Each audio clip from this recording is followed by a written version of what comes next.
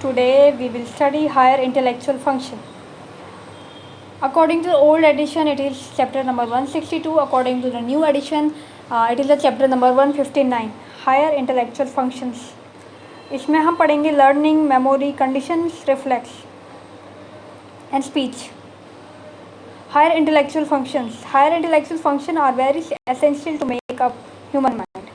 क्या higher intellectual functions जो होते हैं ये काफ़ी एसेंशियल बता रखे हैं ह्यूमन माइंड्स के लिए. This function are also called higher brain function. इसी फंक्शन को हायर ब्रेन फंक्शन कहा जाता है, हायर कॉर्टिकल फंक्शन कहा जाता है.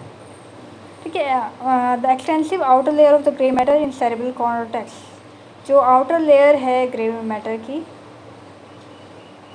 सेरेब्रल कॉर्टेक्स में, ओहो why it is not happening. Extending outer layer of the gray matter is cerebral cortex is responsible for the higher intellectual function. Gray matter outer layer है, जो gray matter की outer layer है cerebral cortex में, इसी की वजह से higher intellectual function response करता है. Condition reflects form the basis of the all higher intellectual function. कुछ conditions reflex बता रखे हैं जिसके basis पे higher intellectual function work करती है. फिर सबसे पहले आता है learning. Learning is defined as the process by which new information is acquired. ठीक है. लर्निंग एक तरीके की कोई प्रोसेस है जहाँ पे हम नई इंफॉर्मेशन को एक्वायर करते हैं अपने ब्रेन में. It altars the behaviour of person on the basis of past experience. और इसकी वजह से कुछ हम नया सीखते हैं. ऐसा आप लोगों ने सुना होगा ना, मतलब बहुत सारे जो लोग पहले कुछ और सोचा करते थे, बाद में पढ़ लिख के उन्होंने चीज़ों को बदला, चीज़ों को समझा और चीज़ों को सीखा कि कैसे वो काम करती है. ठीक है. तो इसकी वजह से पर्सन के बिहेवियर में भी चेंज आता है उसके पास एक्सपीरियंस के थ्रू. ये classification of the learning. Classification of learning मतलब हम लर्न किसी चीज़ को हम लर्न किस तरीके से करते हैं. तो यहाँ पे दो चीज़ से करते हैं, नॉन एसोसिएटिव लर्निंग और एसोसिएटिव लर्निंग के थ्रू. नॉन एसोसिएटिव लर्निंग में बता रहे हैं, non associative learning involve response of the person to only one type of stimulus. ठीक है. ये भी दो टाइप पे डिपेंड करते हैं, हैबिचुएशन और सेंसिटाइजेशन. मतलब एक स्टिमुलस है वो आपको स्टिमुलेट बार बार करे तो वो आपकी हैबिट बन जाती है. जैसे सुबह उठ के ब्रश करना, ये हमारी हैबिट बन चुकी है. इसमें हमें कुछ सोचना नहीं पड़ता है. मतलब हम उठते हैं, ब्रश ले लेते हैं और ब्रश कोलगेट लगा के ब्रश करना शुरू कर देते हैं. ठीक है. तो ये आता है हैबिचुएशन. अब देखते हैं हैबिचुएशन में ये क्या बता रहे हैं. Habituation means getting use to something. ठीक है. हम यूज टू हो जाते हैं ब्रश करने के, to which a person is constantly expose. जहाँ पे पर्सन जो होता है कॉन्स्टेंटली एक्सपोज होता है वो करने के. मैंने person is expose to stimulus rapidly. मतलब बचपन में जब हमने सबसे पहले ब्रश करना सीखा था होगा तो उस टाइम पे हमें दिक्कत होती थी, है ना. आज भी आप किसी बच्चे को देखो तो उसको ब्रश करने के लिए बार बार घर वाले टोकते हैं कि ब्रश करो, तब जाके उसकी हैबिट बनती है. ठीक है. मैंने person expose to stimulus rapidly he start ignoring the stimulus slowly. ठीक है. तो बोलने की जब भी कोई इंसान जो होता है उसको हमेशा अगर बार बार यही स्टिमुलस अगर मिल रहा होता है, ठीक है, रैपिडली इसको स्टिमुलस मिल रहा होता है, तो बाद में कुछ टाइम बाद ऐसा होता है कि वो स्टिमुलस को इग्नोर कर देता है. मतलब ये उसकी हैबिट में आ जाता है अपने आप ये करना. ठीक है. जैसे स्मोकर्स होते हैं, वो फर्स्ट टाइम उनको स्मोकिंग करने के लिए अगर कोई उकसाता है तो उनके दिमाग में ये होता है कि हाँ स्मोकिंग कर रहे हैं हम. तो फिर बाद में क्या होता है उनको खुद पता नहीं होता है वो एक दिन में कितनी बार स्मोक कर लेते हैं. ठीक है. ये एडिक्शन हर टाइप के एडिक्शन के साथ ये होता है हैबिचुएशन.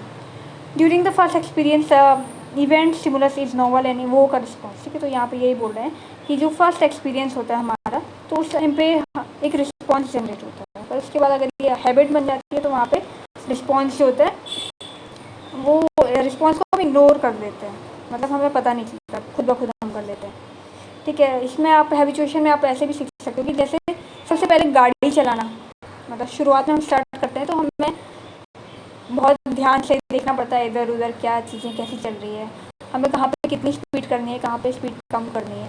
ठीक है. बट जब ये हमारी हैबिट में आ जाता है तो ये खुद ब खुद हो जाता है, हमें खुद से कोई भी एफर्ट नहीं लगाने होते हैं. ठीक है. However it evoke less response when it is repeated.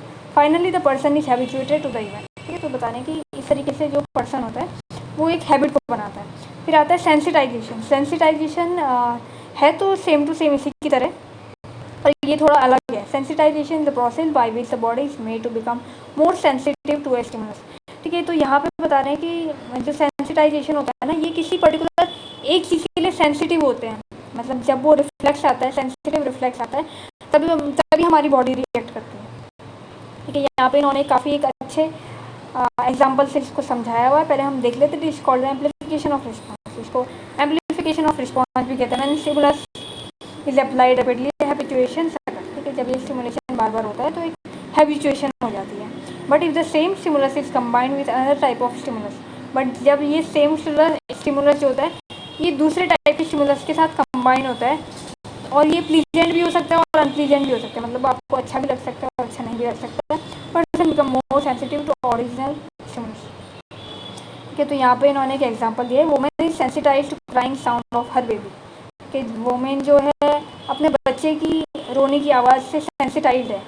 She gets habituated to different sounds around her, और उसके आसपास की और भी साउंड्स चल रही होती है तो उसके हैबिचुएटेड में है। And sleep is not disturb by these sound, और अगर कोई और आवाज़ें होती है तो उसकी वजह से उसकी नींद खुलती नहीं है। पर जैसे ही उसका बच्चा क्राई करता है, बच्चा रोता है, तो एकदम से उसकी नींद खुल जाती है। मतलब एक स्पेसिफिक टाइप ऑफ साउंड जो है वो एक मदर को वो करने में, मतलब उठाने में वो कर लिया, स्टिमुलेट कर लिया। ठीक है, the sensitization increases the response to an innocuous stimulus when the stimulus is applied after another type of stimulus. ठीक है, इसलिए क्राइंग साउंड के साथ साथ अगर कोई बोल भी रहा हो तो आसपास बहुत सारी आवाज़ें आ रही हो, फैन की आवाज़ आ रही हो, कोई बोल रहा हो, तो वो उसको आवाज़ इतना सेंसिटाइज नहीं करेगी। ठीक है, अब आता है association learn, associative learning. Associative learning is a complex process. ठीक है, एसोसिएटिव लर्निंग को ये बता रहे हैं, ये काफ़ी कॉम्प्लेक्स प्रोसेस है। It involve learning about relation between two और मोर स्टिमुलस एट अ टाइम। मतलब एक टाइम पे हम 2 से ज़्यादा स्टिमुलस को यहाँ पे लर्न करते हैं, या मतलब दिमाग में रखते हैं। इसका classic example of associative learning is the condition reflex which is type. अभी बोलने कि आगे हम जो कंडीशन रिफ्लेक्स पढ़ेंगे तो उसमें हम देखेंगे कि एसोसिएटिव लर्निंग कैसे काम करती है। ठीक है, अब आता है लर्निंग, हमने देख लिया। अब आता है memory, which is very important part of exam.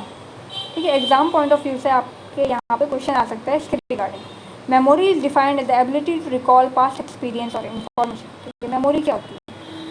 एक एबिलिटी है जिसको हम बार बार रिकॉल कर सकते हैं, अपने पास एक्सपीरियंस को हम याद कर सकते हैं। ठीक है, एक इन्फॉर्मेशन हम अपने दिमाग में जनरेट करते हैं। It is also defined as the retention of learn material.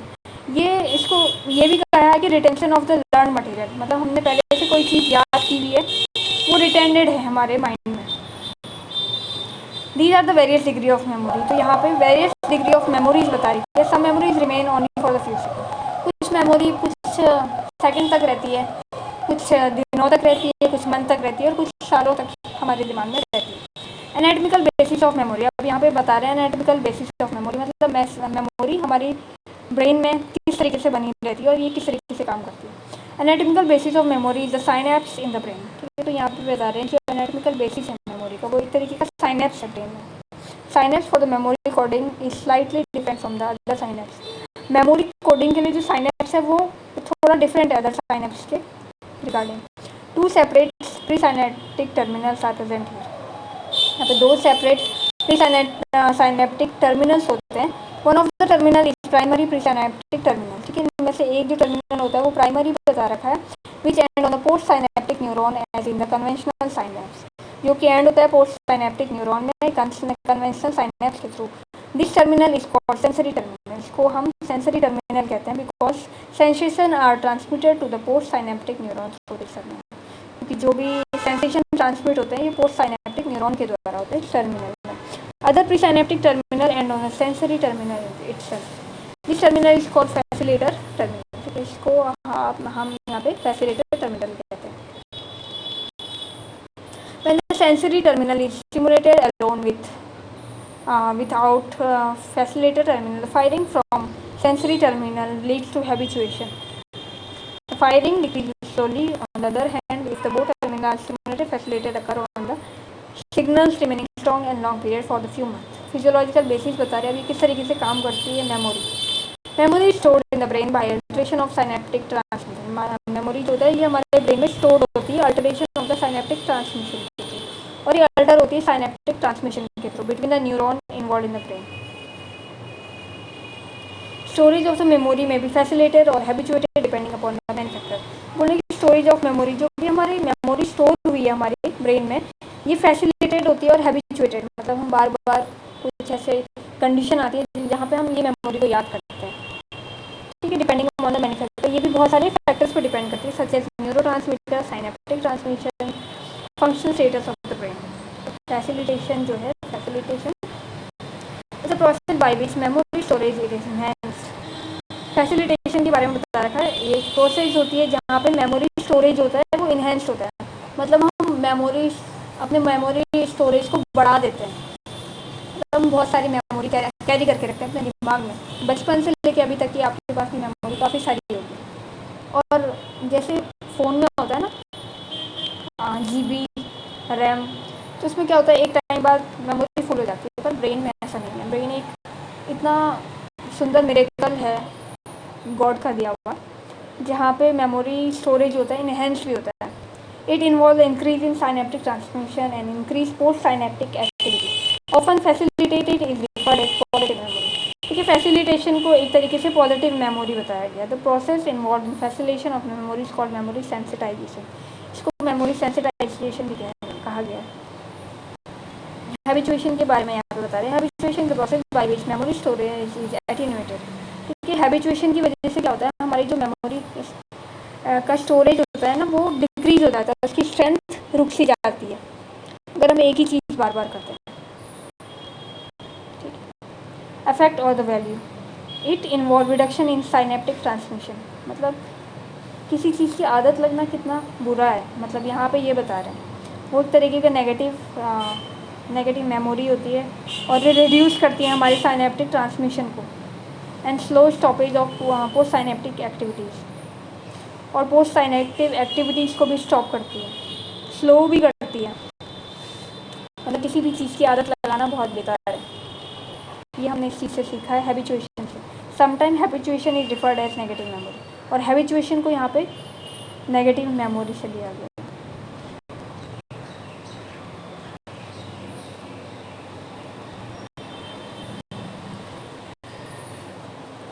Basic of the short term memory, अब यहाँ पे शॉर्ट टर्म मेमोरी के बारे में बताया गया। Basic mechanism of the memory is develop of the new neuronal circuits bye the formation of new synapse and facilitation of the synaptic transmission. ठीक है, तो कुछ बेसिक मैकेनिज्म बता रहे हैं मेमोरी के, development of new neuronal circuit, मतलब short term memory, मतलब जब भी आप कुछ नया सीखते हो, कुछ नया करते हो, तो वो एक तरीके से शॉर्ट टर्म मेमोरी आपके दिमाग में बन रही है। आप कुछ नया पढ़ते हो, तो इसीलिए बार बार कहा जाता है कि आप एक चीज़ को अगर पढ़ते हो तो वो आप बहुत जल्दी भूल जाओगे अगर जब तक आप उसका रिवीजन ना करो। ठीक है, तो न्यू न्यूरोनल सर्किट्स हमारे ब्रेन में फॉर्म होते हैं by the formation of new synapse, और न्यू साइनेप्स भी होते हैं जिसकी वजह से facilitation of synaptic transmission, positive memory भी हमारी बॉडी ब्रेन में बन रही है। Number of presynaptic terminal and size of the terminals are also increase. ठीक है, number of presynaptic terminal और जो साइज है टर्मिनल्स का वो भी इंक्रीज हो रहा है in the form of the basic of the short term memory, short term memory की कंडीशन में। अब बेसिक बता रहे हैं लॉन्ग टर्म मेमोरी का। When neuronal circuits is reinforced by the constant activity, memory is consolidated and encoded into different area of brain. अब ये बोल रहे हैं कि जो न्यूरोनल सर्किट्स है, अगर हम वही चीज़ बार बार किसी चीज़ को पढ़ते हैं, एक चीज़ को दोहराते हैं बाहर, मतलब जैसे गाने होते हैं ना, गाने को हम बार बार दोहराते हैं, बार बार सुनते हैं, तो वो लॉन्ग टर्म मेमोरी में हमारे जाके सिचुएटेड हो जाता है। तो ये किस तरीके से हो रहा है, when neuronal circuits reinforced bye constant activity, मतलब हम कांस्टेंट एक्टिविटी कर रहे हैं, बार बार गाने को सुन रहे हैं, तो वो मेमोरी हमारी कंसोलिडेट हो रही है, मतलब एक जगह जाके इनकोडेड हो रही है, मतलब हमारा ब्रेन बार बार एक कोड बना रहा है, मतलब वो हैबिट में ला रहा है उस चीज़ को, और हमारे डिफरेंट एरिया ऑफ ब्रेन में जाके वो उसको स्टोर कर रहे हैं। This encoding makes a memory a permanent और ए लॉन्ग टर्म मेमोरी। इसी वजह से जो हमारी मेमोरी होती है ना, वो परमानेंट बन जाती है हमारे ब्रेन में, मतलब शॉर्ट टर्म मेमोरी और लॉन्ग टर्म मेमोरी, ये काफ़ी अच्छे से बताया है। अब साइट ऑफ इनकोडिंग बता रहे हैं, ये कहाँ कहाँ पे इनकोड करेगी हमारे डाटा को, जो भी हमारे दिमाग में है, जो भी हम बार बार सोचते हैं, जो भी हम गाना बार बार दोहराते हैं। क्योंकि हिप्पोकैम्पस में एंड पेपेज सर्किट, जो circuit between hippocampus, thalamus, hypothalamus and corpus striatum are the main site of the memory encoding. ठीक है, है, तो ये बता रही है मेन साइड है मेमोरी इनकोडिंग पे, जहाँ पे हमारा डाटा इकट्ठा होता है। हिपोकैम्पस में, थैलेमस में, हाइपोथैलेमस में और कॉर्पस स्ट्राइटम में। Frontal and parietal areas are also involve in the memory storage. ठीक है, फ्रंटल एरिया जो है ब्रेन का वो भी मेमोरी स्टोरेज में हेल्प करता है और पैराइटल एरिया भी यहाँ पे मेमोरी स्टोरेज का काम करता है। कुछ एक्सपेरिमेंटल स्टडीज़ बता रखे हैं मेमोरी पे। ठीक है, Aplysia. Most of the experimental studies of the memory and learning are based on the research carried out in the sea hare called Aplysia. तो बोलेंगे जो सी स्नेल होता है, बहुत सारे एक्सपेरिमेंट उसी के रिगार्डिंग यहाँ पे बताए गए हैं। इसी के वजह से इन्होंने एप्लाइसिया यहाँ पे नाम दिया है। This animal is useful in the brain research because it has a simple uncomplicated nervous system. इसी एनिमल को यूज़ करते हैं ब्रेन स्टडी में, क्योंकि ये इसका जो ब्रेन वो है नर्वस सिस्टम, ये काफ़ी सिंपल है और ज़्यादा अनकॉम्प्लिकेटेड नहीं। That can be easy approach in the living animal with simple dissection. ठीक है, इसके ब्रेन का डाइसेक्शन भी काफ़ी ईजी बताया गया। Another advantage of this snail is that individual nerve cells are large. और इसमें ये भी बताया गया है कि जो इसके स्नेल के जो इंडिविजुअल नर्व सेल है वो काफ़ी बड़े होते हैं और ब्राइट कलर के होते हैं। Nobel laureate Eric Kandel was the pioneer use Aplysia for the study of memory और learning.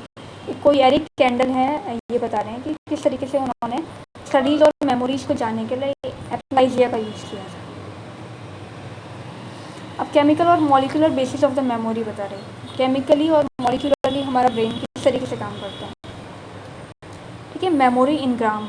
Memory basic molecular basis of the memory can be explain by the memory engram. मतलब जो molecular basis of memory जो भी होती है, ये memory in ग्राम पर depend करती है।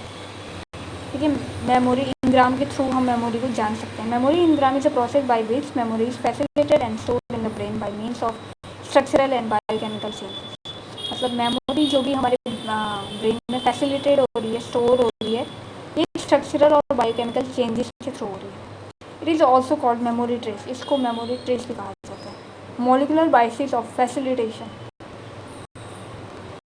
Molecular mechanism of facilitation is given in figure. कुछ फिगर में देख लेंगे हम। In this process the neurotransmitter serotonin plays the major role. ठीक है, इसमें जो है सेरोटोनिन मेजर रोल प्रोवाइड करता है। Calcium ion increases release of serotonin. Calcium ion जो होता है ये इंक्रीज करता है सेरोटोनिन को रिलीज करने के लिए, which facilitates the synaptic transmission, जो कि फैसिलिटेट करता है साइनेप्टिक ट्रांसमिशन को to great extent leading to the memory storage. ठीक है, मॉलिक्यूलर बेसिस ऑफ हैबिचुएशन। पहले तो उन्होंने मॉलिक्यूलर बेसिस ऑफ फैसिलिटेशन ही बता दिया।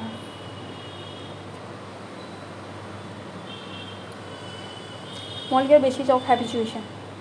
Habituation is due to the passive closure of calcium channel of terminal membrane. Hence, the release of transmitter decreases, resulting in decrease in the number of action. अब यहाँ पहले तो इन्होंने facilitation के बारे में बता दिया कि मॉलिक्यूलर मैकेनिज्म है फैसिलिटेशन, मतलब जो पॉजिटिव मेमोरी है हमारी, वो आपके सेरोटोनिन इसमें मेजर रोल प्रोवाइड कर रहा है। कैल्शियम आयन भी जो है ये इंक्रीज करता है सेरोटोनिन के रिलीज को, और इसकी वजह से न्यू साइनेप्टिक ट्रांसमिशन बनते हैं।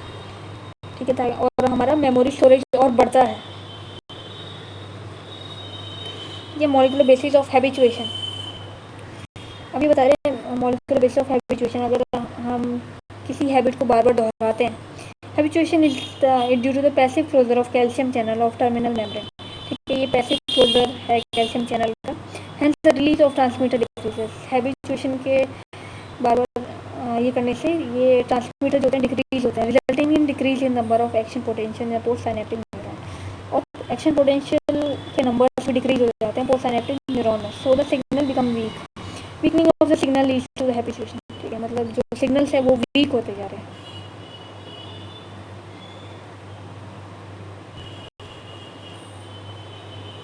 Consolidation of the memory. अब बता रहे हैं कि मेमोरी कैसे हमारी कंसोलिडेट हो रही है, कहाँ पे जाके स्टोर हो रही है। The process by which short term memories crystallize into long term memories called memory consolidation. मतलब शॉर्ट टर्म मेमोरी से और हमने लॉन्ग टर्म मेमोरी बार बार वो चीज़ हमने करी जिसकी वजह से हमारी मेमोरी कंसोलिडेट हो गई। कंसोलिडेट में causes permanent facilitation of synapse. ये कंसोलिडेशन का मतलब ये बता रहे हैं। कंसोलिडेशन कॉजेज, कंसोलिडेशन क्या करती है आपकी परमानेंट फैसिलिटेशन ऑफ साइनेप्स। मतलब पॉजिटिव मेमोरी बनाती है साइनेप्स के through. It is possible by rehearsal mechanism, कि बार बार पॉसिबल किससे होती है, रिहर्सल मैकेनिज्म से। हम बार बार एक चीज़ को दोहराते हैं।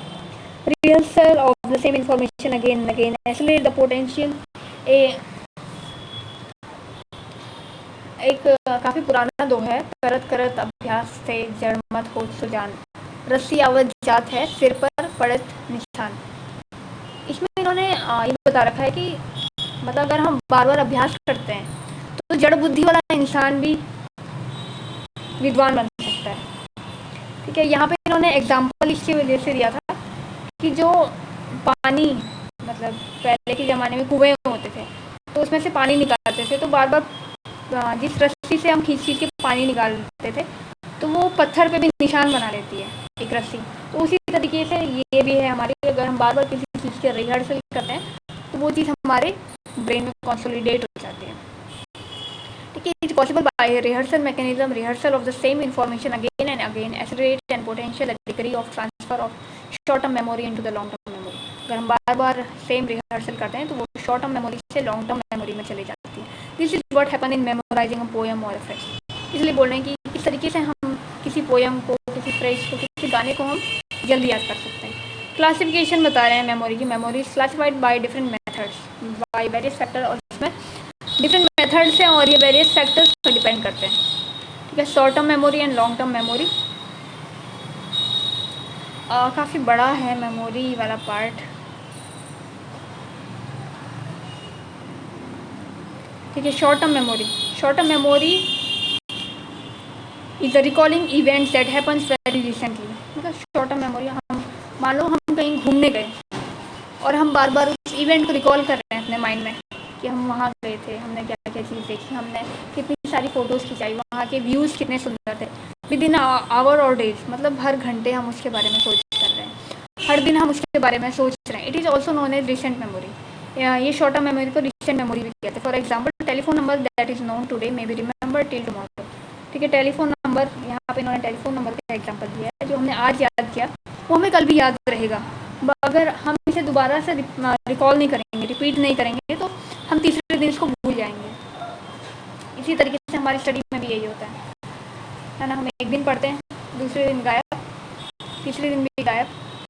पर जो जितने भी हायर इंटेलेक्चुअल लोग होते हैं वो बार बार अभ्यास करते हैं ताकि वो चीज़ उनको रिकॉल हो। ठीक है ना। तो कुछ किसी भी चीज़ को याद करने का तरीका आपको यहाँ पे बताया गया है कि किस तरीके से आप एक दिन, 2 दिन, 3 दिन, 4 दिन वो रहेगा याद, लॉन्ग टर्म मेमोरी में जाने के लिए।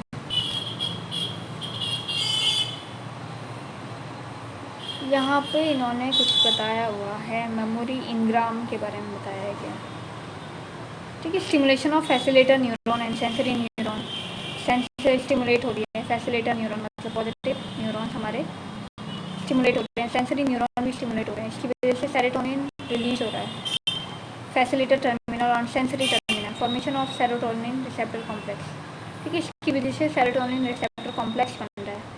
फिर ये आगे जाके एक्टिवेट करें एडिनाइल साइक्लेज को, formation of cyclic AMP in sensory terminal, activation of protein kinase, phosphorylation of potassium in the terminal membrane, blockage of potassium exist, continuous action potential for longer period, continuous action potential मिल रहा है longer period के लिए, continuous influx हो रहा है calcium ion का sensory terminal में, release of large amount of serotonin, facilitation of synaptic transmission and memory.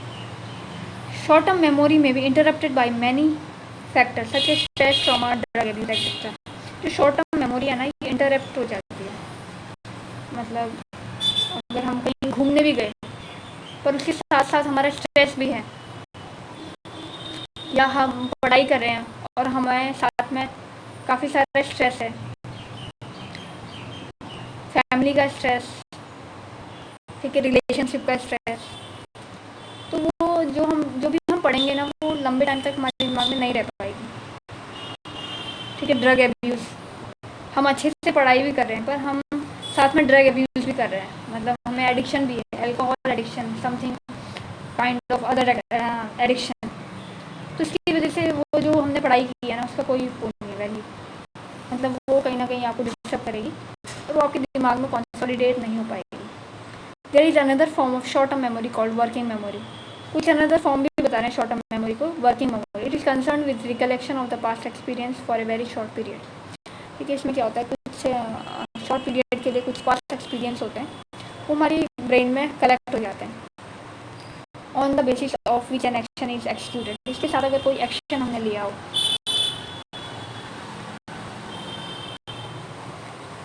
ठीक है। तो अब आता है लॉन्ग टर्म मेमोरी।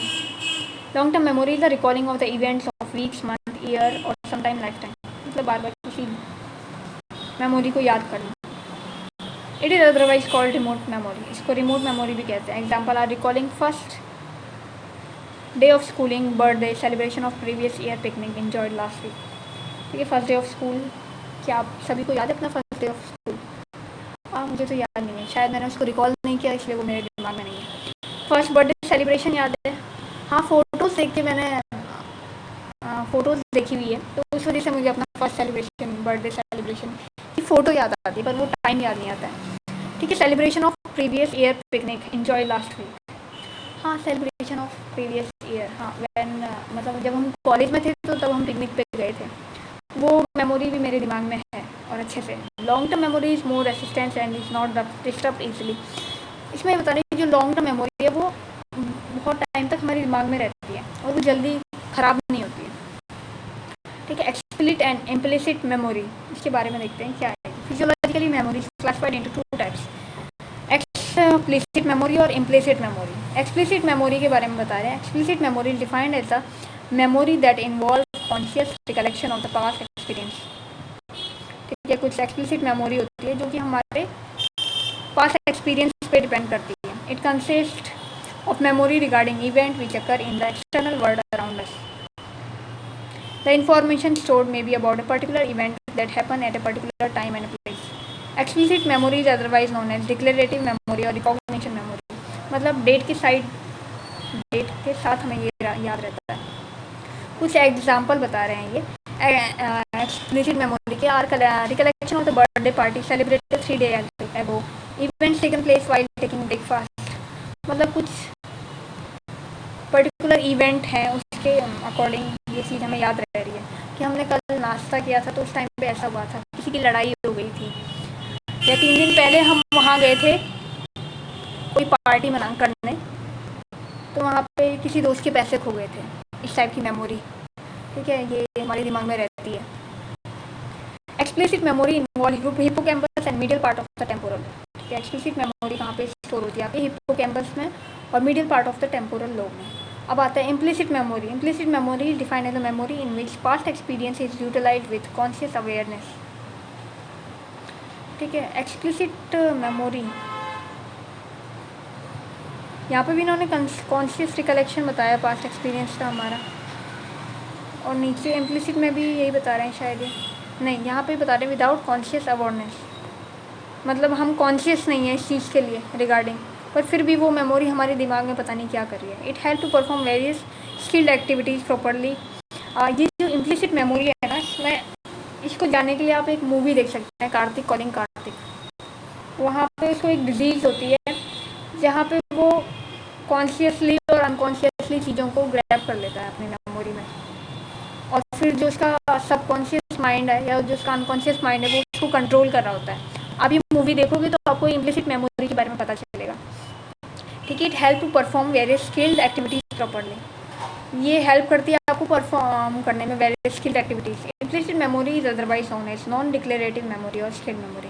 ठीक है, इसको नॉन डिक्लेरेटिव मेमोरी भी कहते हैं, स्किल्ड मेमोरी भी कहते हैं। Example of implicit memory are cycling, driving, playing tennis, dancing, typing etcetera. मतलब कोई भी स्किल जो है हमारी विदाउट कॉन्शियस अवेयरनेस हमने जो एक्सपीरियंस की है, ठीक है, वो इम्प्लिसिट मेमोरी में आता है। Implicit memory involve the sensory and motor pathway. Implicit memory जो होती है इसमें सेंसरी भी है और मोटर पाथवे भी इन्वॉल्व होते हैं। Memory depending upon the duration.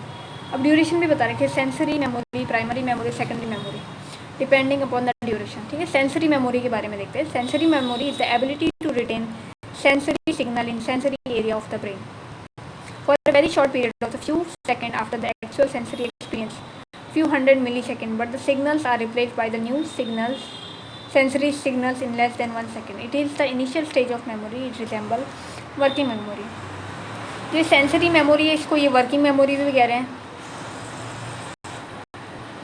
ये काफ़ी बहुत ही शॉर्ट पीरियड ऑफ टाइम के लिए होता है, बहुत मिनिमम सेकंड के लिए। ठीक है, ये सेंसरी मेमोरी के लिए कोई एग्जांपल तो मुझे ऐसा कुछ याद नहीं आ रहा है, आगे आएगा तो आपको बताएंगे। Primary memory, primary memory is the memory of the fact, word, number, letter और other information retained for the few minute at a time. For example, after searching and finding a telephone number in the directory, we remember the number of a short while. After appreciating beautiful scenery, the detail of it could be recalled for some time. Afterward, disappear from the memory. तो यहाँ पे primary memory में बता रहे हैं कोई fact आपने कहीं पे पढ़ा कुछ टाइम के लिए, ठीक है, बहुत सारे कोड्स लिखे रहते हैं, बहुत सारे फैक्ट लिखे रहते हैं, कुछ वर्ड लिखे रहते हैं, ठीक है, कुछ नंबर्स लिखे रहते हैं, कुछ लेटर्स लिखे रहते हैं, वो कुछ टाइम तक हमारे दिमाग में रहते हैं, पर कुछ टाइम बाद अगर हम कुछ और काम करने लग जाए तो वो एकदम हमारे दिमाग से गायब हो जाते हैं। ठीक है, ये बताया ना, आफ्टर अप्रिशिएटिंग ब्यूटीफुल सीनरी, अगर आपके सामने कोई ब्यूटीफुल सीनरी आ गई तो वो कोड क्या लिखा हुआ था वो आपके दिमाग से चले जाता है। Characteristic features of this type of memory is that the information is available for the recall easily from memory store itself. ठीक है, पर ये कहीं ना कहीं ये जो मेमोरी है ना, जो हमने कोड पढ़ा था, वो कहीं ना कहीं हमारे सबकॉन्शियस ब्रेन में जाके स्टोर हो जाती है। Characteristic feature of this type of memory is that the information is available for recall easily from memory store itself. ठीक है, मेमोरी ने उसको स्टोर कर लिया, अगर हम दोबारा कोड पढ़ेंगे या दोबारा वो नंबर कहीं देखेंगे तो कहीं ना कहीं हमारे दिमाग में वो आएगा, हाँ ये नंबर हमारा पीछा कर रहा है, इस टाइप का। One need to not search or squeeze through the mind, but this memory is easily replaced by new bits of memory. ठीक है, हमें इस मेमोरी के बारे में ज़्यादा ध्यान नहीं देना होता है, ये दोबारा से हमारी मेमोरी में आ जाती है। By looking into another telephone number, the first one may disappear. ठीक है, मतलब जैसे आप पहला नंबर देख रहे हैं तो दूसरा नंबर डिसअपियर हो जाता है, मतलब दूसरा नंबर देख रहे हैं फिर पहला वाला खुद ब खुद डिसअपियर हो जाता है। Secondary memory is the storage of information in brain for a longer period. ठीक है, सेकेंडरी मेमोरी बता रहे हैं जो इंफॉर्मेशन का स्टोरेज है वो हमारे ब्रेन में लॉन्गर पीरियड, लॉन्ग टाइम तक रहते हैं। The information could be recalled after hour, ये इंफॉर्मेशन जो होती है रिकॉल करती है after an hour, days, month and year. This is called the fixed memory, ये इसको फिक्स्ड मेमोरी कहते हैं, परमानेंट मेमोरी भी कहते हैं। रिजेंबल लॉन्ग टर्म मेमोरी भी इसको कहते हैं। Drug facilitating the memory, several stimulus for central nervous system are shown to improve learning and memory in animals. ठीक है, कुछ फैक्टर बता रहे हैं जिसकी वजह से, कुछ स्टिमुलस की वजह से जो एनिमल्स में है उनकी मेमोरी ऑफ लर्निंग और मेमोरी भी थोड़ी फैसिलिटेट करती है। पॉजिटिव मतलब चीज़ों को वो याद रखते हैं। Common stimulus are caffeine, physostigmine, amphetamine, nicotine, strychnine, metrazol. These substance mention about facilitate consolidate of memory. इसमें ये बता रहे हैं कि कुछ ऐसे सब्सटेंस होते हैं ये फैसिलिटेट करते हैं, पॉजिटिव रिस्पॉन्स देते हैं मेमोरी को स्टोर करने के लिए। ठीक है, यहाँ से आगे हम पढ़ेंगे नेक्स्ट क्लास में।